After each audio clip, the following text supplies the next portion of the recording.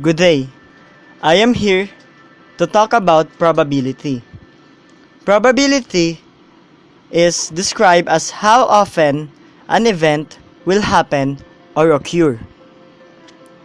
For instance, the probability of seeing a unicorn and mermaid roaming around is 0 because it is impossible and is just fictional.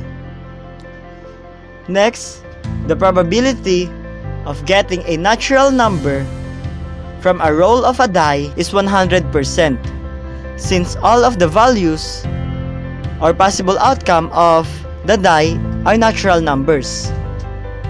To further explain this, the formula for probability is P of x is equals to E over n, where E is the number of favorable outcomes and n is the total number of possible outcomes.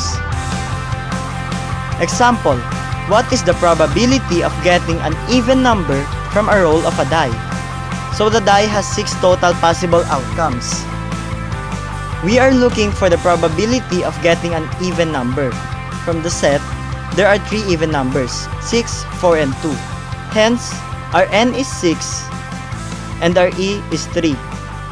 So let's substitute it to the formula.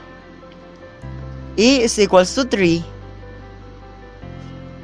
and n is equals to 6. Take note that in getting the probability, you must get the lowest term.